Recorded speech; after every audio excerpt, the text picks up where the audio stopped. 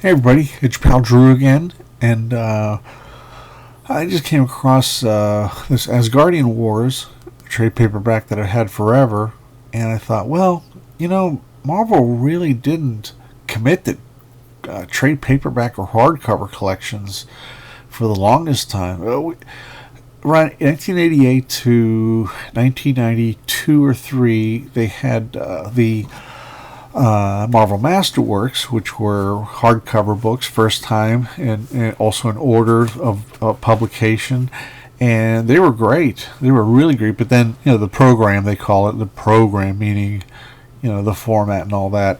It went away, only to be resurrected in 2000, which is quite a wait.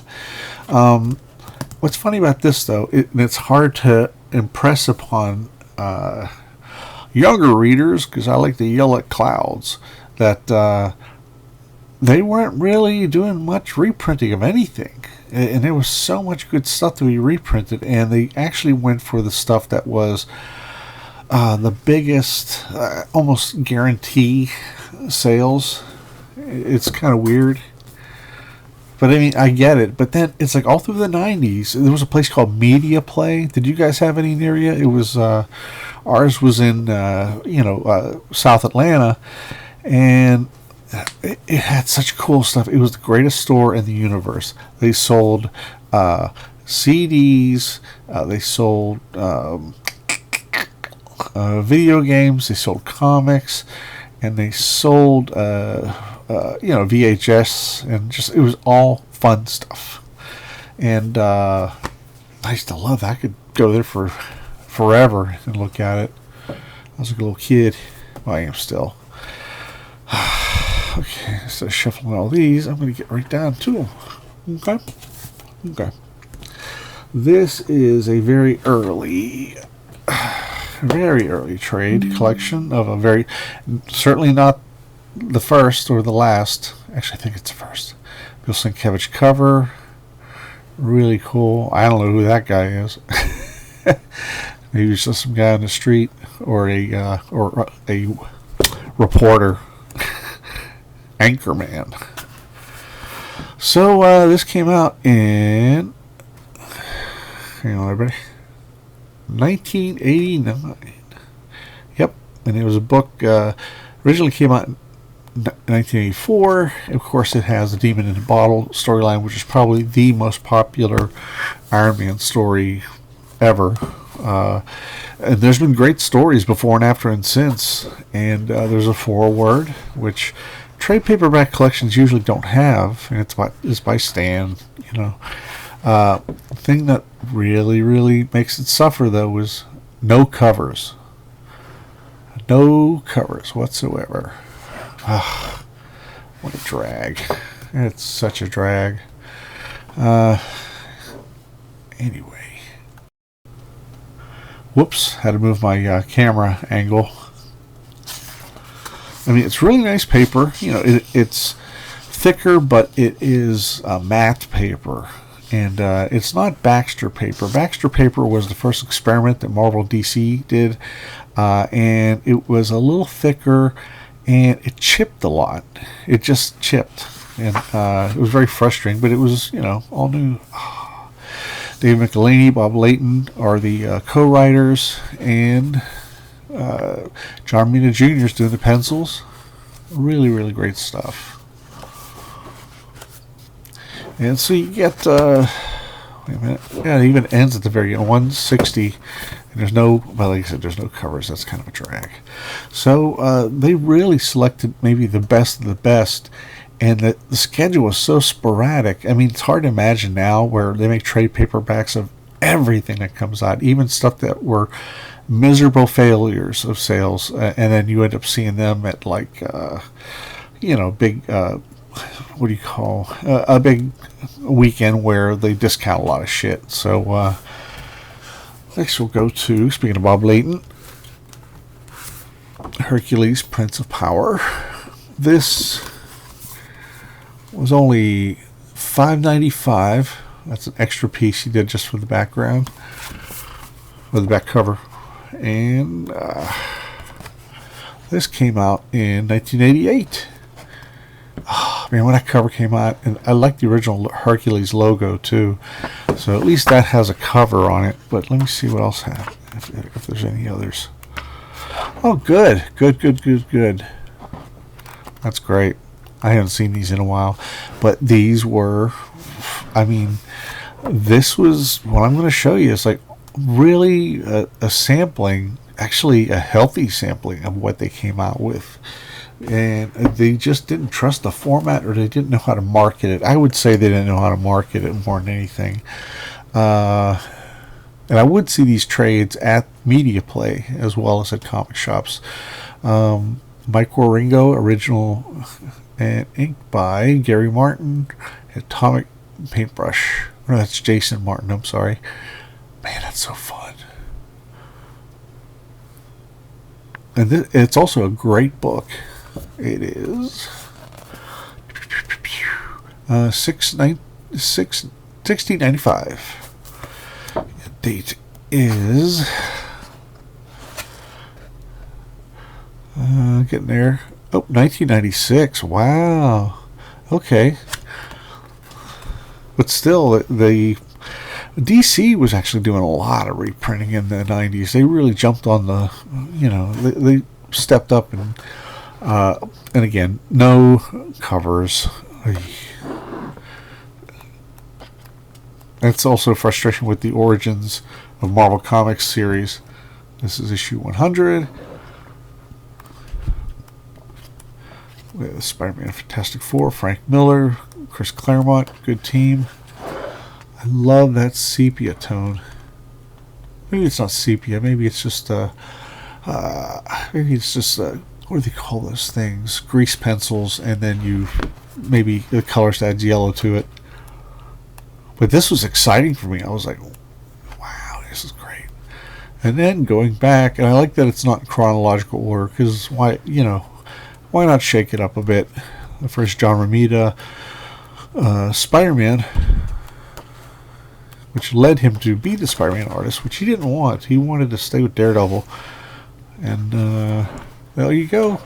Erik Larsen, writer, artist. It says guest writer and artist. This is from the adjectiveless Spider-Man. Not amazing, not spectacular, whatever. And he would go from guest artist writer to being the regular one. And I totally dig his work on, except for like the cross-hatching on the cleavage. That's really bizarre.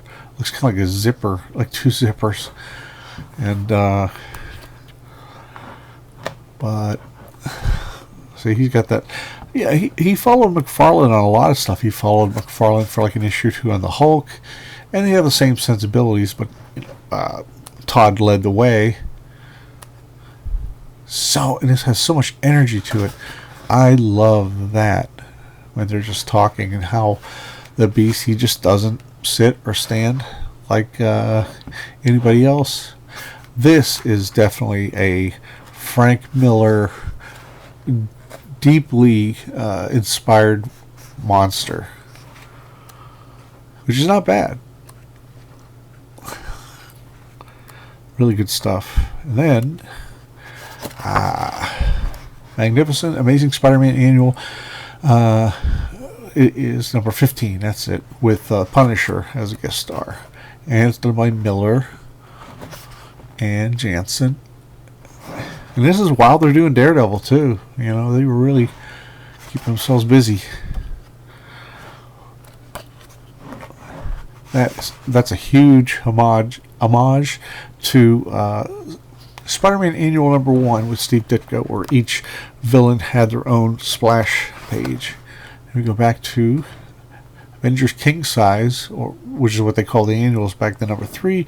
They want Spider-Man to join the Avengers, but decide we need to test him. Yeah, we need to totally, maybe a little something small, just get him, they sent him after the Hulk. Something they've never been able to do themselves, Hulk. And, yep, there's the Hulk right there. And Romita's kind of drawing him stubby, but back then, not that many characters were like the Hulk. I mean, the Hulk's bulk was just a whole different language as far as physique. And this one, I actually did not buy the individual issues. I bought, I was tight on money. I sold my collection, as I've told many times. And I got to try not to trip over some cord here because I'm a primate when it comes to technology. Well, anyway, I skipped this at the time because they also came out with Fantastic Four versus the Avengers, and there was just so much product that was being cranked out that I ignored it. But when this came out, and it's wider than the usual trade paperbacks, this is a John Bogdanove, John Romita Sr. cover. Magnificent. $4.95. And I'll tell you what, I reread this thing countless times once I bought it, because I just didn't have that many comics anymore, and so I picked out ones that I knew I would enjoy and thumbing through this as one book as opposed to 4 different issues. Let's see, first printing 1990. Wow, really? No, yeah, okay. This one though has the covers, and I think John Bogdanove and Terry Austin, they're brilliant. They are great. This is on shiny paper, which is interesting. I love the texture of her sweater. That's really, really cool. It's very much a Terry Austin thing. And John Bogdanove, he's at the library. Jen's looking up law books, and Ben's trying to recertify for his pilot's license. And what's cool is that, Claremont, who hadn't really written the FF before, he always remembered that Ben Grimm was a pilot, and I thought that was great. It's just something that gets ignored. I'm not going to tell you the whole plot, but Bogdanove's just one of those really energetic artists. I like to say that in the plural.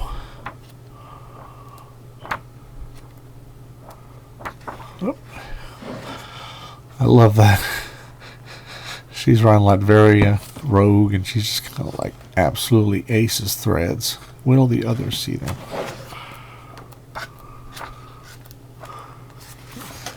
Yeah, that's some really, I'll tell you what, that Austin.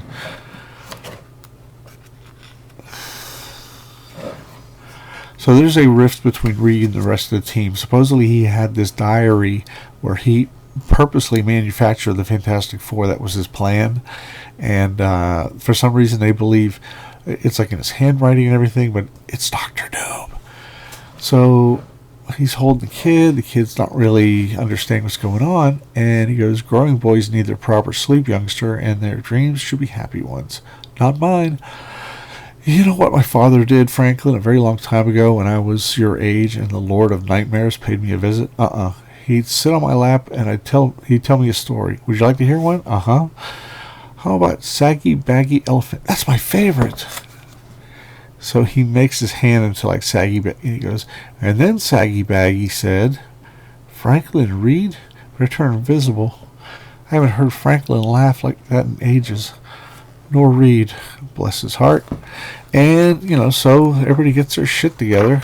And, man, Bogdanove's just so awesome. He did Man of Steel for years and years and years at DC, of course. And, hold on. Machine Man, which is a great, like, out of left field sort of thing, because Machine Man was a unexpected hit. It was Tom DeFalco, who was still, making his bones. He started doing Spider-Man, that's right, with Ron Friends, and just getting really good. And did this Machine Man miniseries. Love the logo too. This is a Barry Windsor Smith cover, all him. Herb Trimpe drew the rest of it. This went for, where is it? Oh, sometimes you gotta look. Okay, come on. Oh, it's $6.95 US, and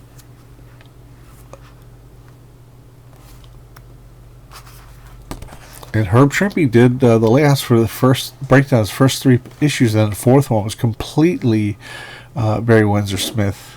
And this came out in. Look at the horrible printing on that. It just.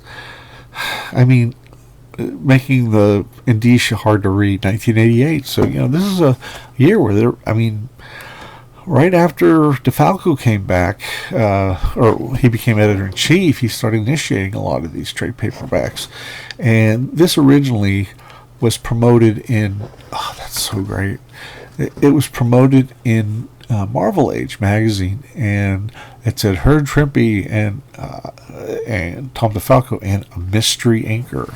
And as an inker myself, I actually did want to be an inker because I just saw so many cool ones that affected how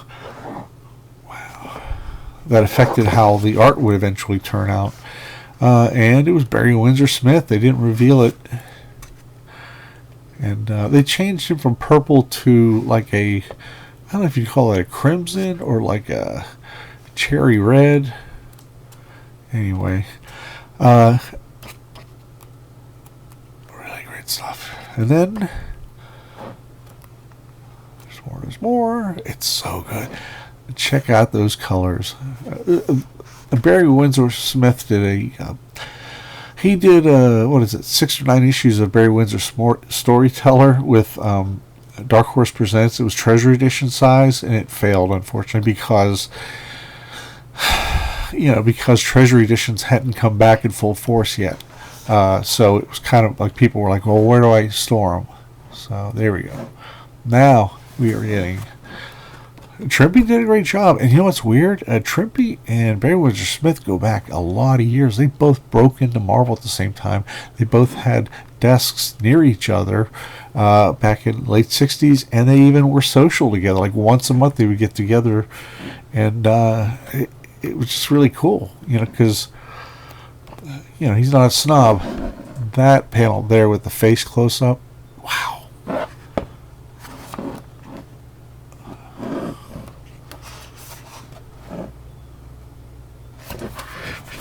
Damn, that's good. Pretty damn good. Now there's Marvel Monster X with a new cover by Walt Simonson. Who else? Who else but the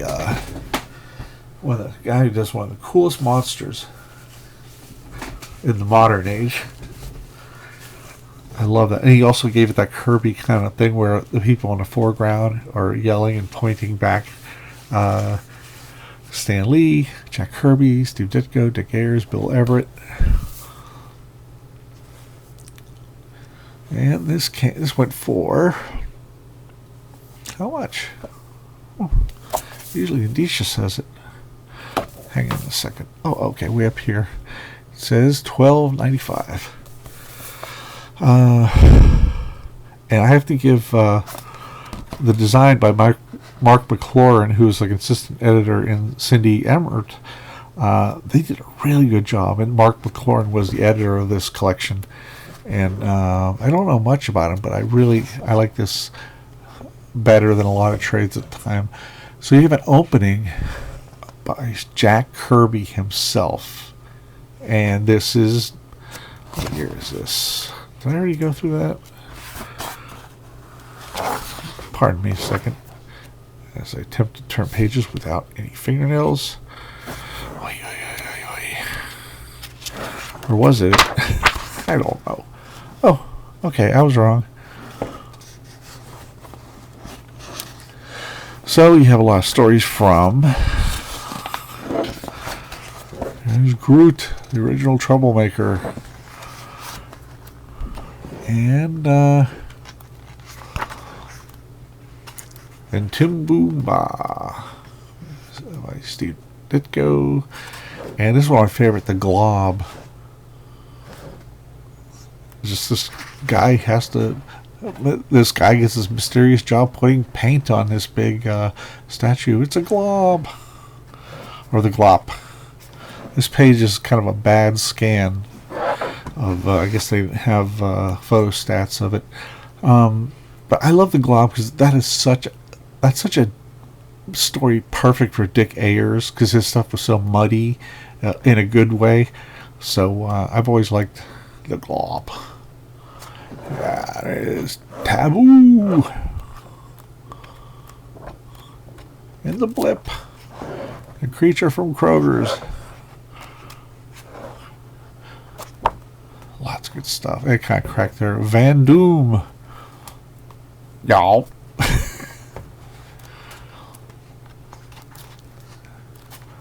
So many great. Oh yeah, there is a Zotek. The thing that shouldn't exist. That's a little hard on the poor lad, isn't it? Huh, I never did find I was trying to find the year it was. Well, it was around this time. So, take my word for it. This, oh my gosh. I had to buy it right away. And I was on a budget. But stuff like this, I knew, I only bought stuff that I knew I would reread countlessly. Like I sold the original issues of the Avengers for the Korvac Saga. And this was a great way to reunite with those stories. That's what I loved about them. Hold on. Had to clear my throat for a second. So, at the time, this was a brand new George Perez cover. And so much going on. And then the back cover. That's the back cover there. I mean, you could just stare at this all day and night. I understand her hair's flame and all that, but I used to think it was just hair. But I get it. $12.95. But you got the whole story. You got all the covers are on the back, which is fine by me. I remember copying that Iron Man pretty faithfully as a kid. Okay, wait, let's see what year this is. Okay. It says, does it say it all? Oh, January 1991, first printing at the very bottom. And this has been reprinted countlessly. And also, they made the back cover the front cover and the other because, or they'd use this, they used a lot of, but it's been published so many times in so many different trade paperbacks. But this first version is really poor printing. The first page is so muddy. It just bad reproduction. And the coloring wasn't necessarily corrected. Like that's how it came out originally in the 70s with the blue bleeding over into that control switch. Oh man. So they didn't even bother to fix that. They just like print it out. George Perez.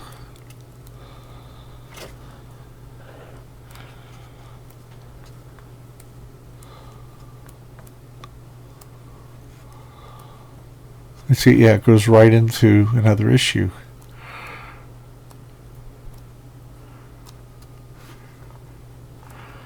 Yeah, some pages are heavier than others. This one's really heavy as well. I'm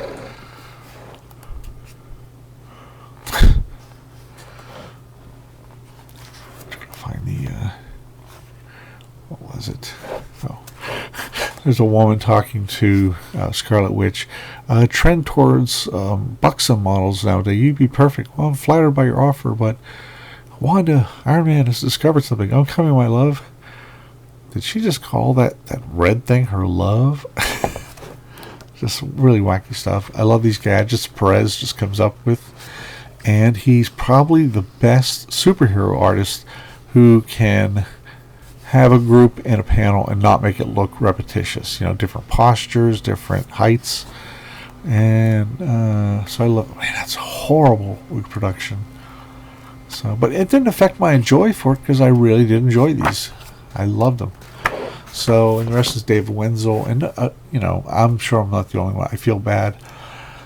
You know, when Perez left and he went over to do some FF and jump around a little bit, basically back then, different editors, if they'd grab you, they'd be like, oh, you want to do this? Okay. And it wasn't necessarily royalties involved just yet. But, you know, Perez left this book for whatever reason, and then David Wenzel took over, and it was such a crushing blow to me as far as I wish Perez had stayed, but you know what? Wenzel did a really, really great job. I mean, it wasn't something that was jaw dropping, but he told a really good story, and that's half the battle right there. And here's another one. This came around like in the late '90s when Marvel was just starting to wake up to the idea of doing trade paperbacks.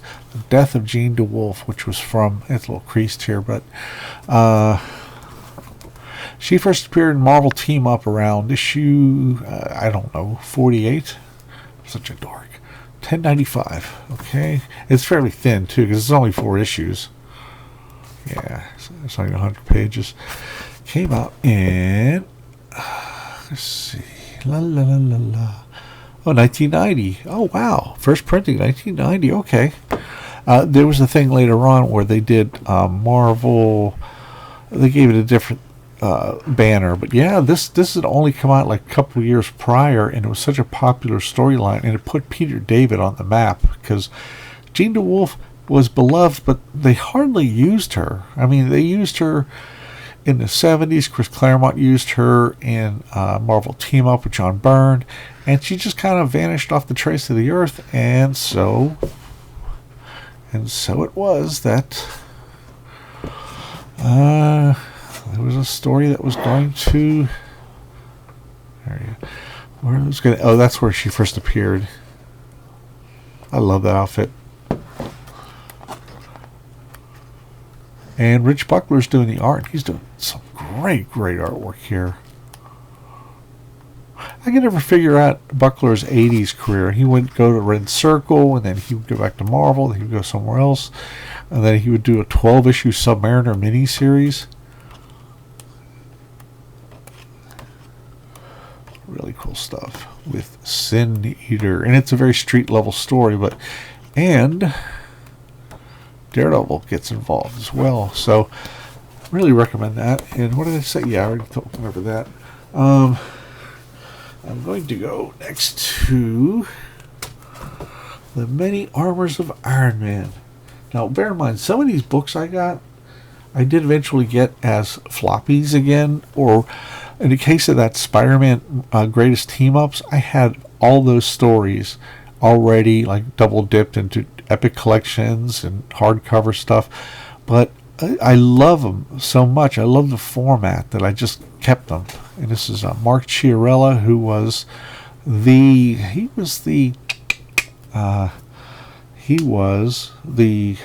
art director at DC, and he was also a spectacular artist in his own right. And wow, is that a great cover. And then the back cover is all new by the late great Mark Bright, and I'm not sure who inked him. Maybe, I don't know, it doesn't say. It looks kind of like Bob Layton. Yeah. You can tell by these little shiny bubbles that it's him. Shiny bubbles. $15.95.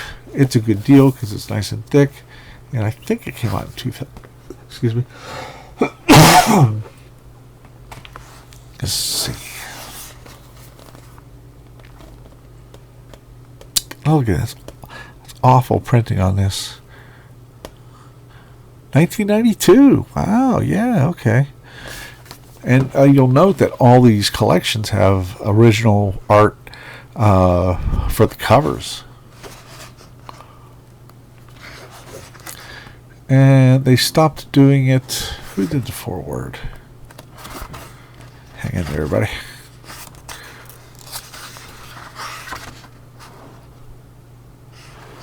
Huh. I don't know if anybody... Oh. Hang on there, everybody. I really have to know this stuff. It's very, very important.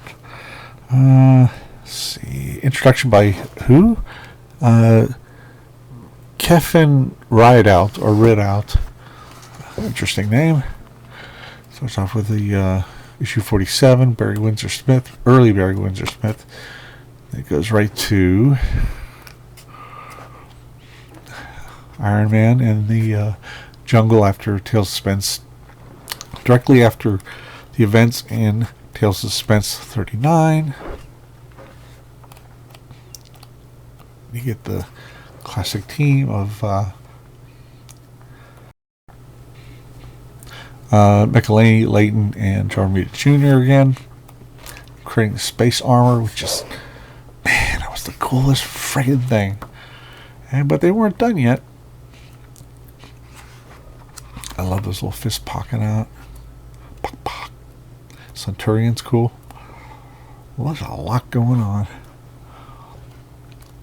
And then the stealth armor. It's like never giving up. And then you get the Silver Centurion armor. Beautiful. You know what's crazy though? Marvel's schedule was seriously messed up because this wasn't the first appearance. It's supposed to be the, you know, coming out of his new armor, but West Coast Avengers did that 2 months prior, and I just remember thinking that's so weird because so it sort of took the excitement out of this because I knew what he looked like already. The mystery was gone. Ironmonger.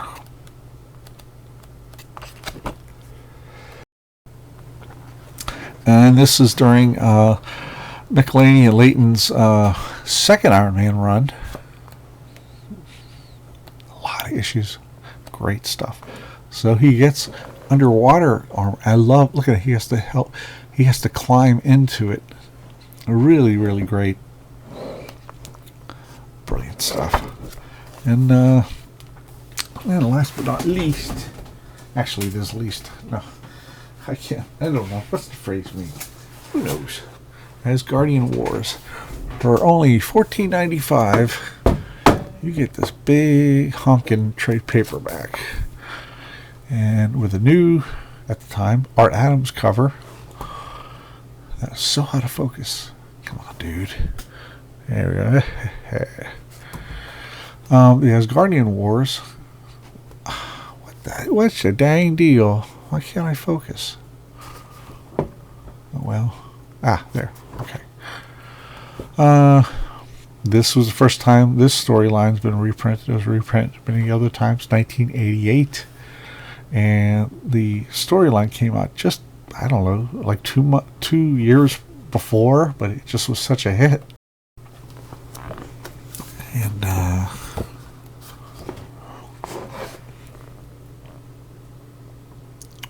1988. Yep, that's what it says. Starts off with Paul Smith and Chris Claremont doing Alpha Flight. And Alpha Flight X-Men, a 2-parter. And it's magnificent. It is magnificent.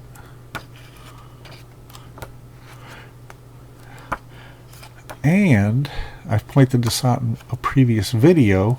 Towards the end of this book, there is a mystery inker who helps out. And there's no doubt in my mind that's Barry Windsor Smith. He had just returned to Marvel. There's so many, like the nose, there's so many different things, rendering things that are distinctively, like that's not a Paul Smith ink face. And look at the folds in the cape. That's Barry Windsor Smith. And he's never credited with it. But it's just neat to see. Oh my gosh, look at that beautiful art. He didn't do the rest of the pages. He just helped out.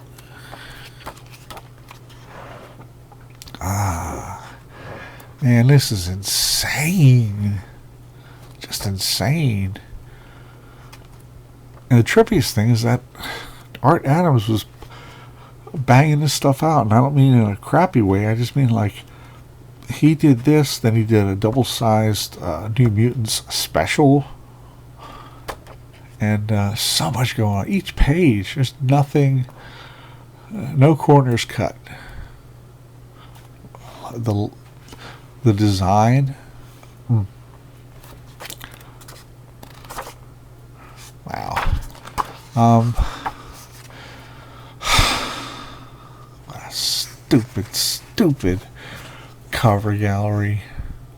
Even if you're going to do them, why don't you stack them on top? It's still a disservice to the greatness of the covers. But could you spare an extra page maybe to... that pissed me off. See? Like that. That's a full size wrapper on there. I don't get it. I don't get it. Why scrimp on one page or two? That's a bunch of shit. So anyway, that's it, everybody. And I still enjoy these because they take me back to that time when I was being reunited with old friends that just happened to be comic book creations. Anyway, hope you dug this, and that's about it. Take care, everybody.